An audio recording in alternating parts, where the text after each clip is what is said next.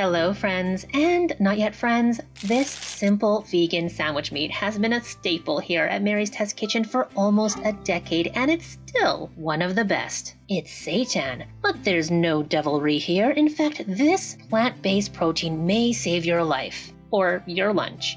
Unless you can't have gluten, in which case please stick to my tofu recipes, but if you can have gluten, this is one of the easiest, tastiest, low-carb, and high-protein foods you can make. I'll get into the nutritional details at the end, but first, start by combining 1 cup of hot water with some minced garlic, minced ginger, 2 teaspoons of onion powder, 2 tablespoons of organic miso paste, and a cube of low-sodium vegetable or mushroom bouillon.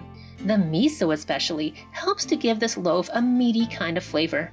You can also add some savory herbs if you like. Stir this up until the miso and bouillon dissolves completely.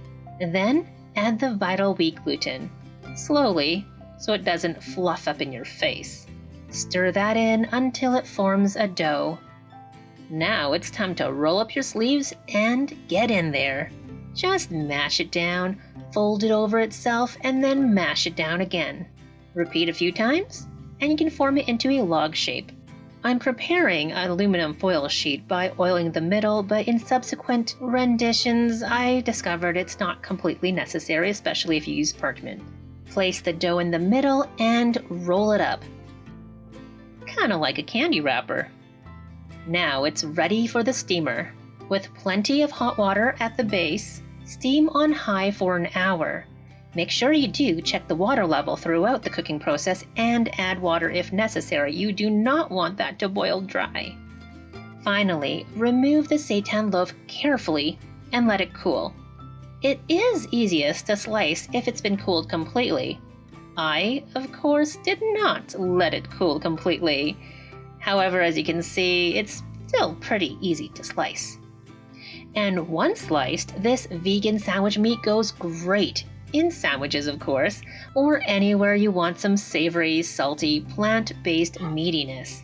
As promised, I'll go into the nutrition details, so if that is not helpful for you, please feel free to click off and I'll thank you for watching now.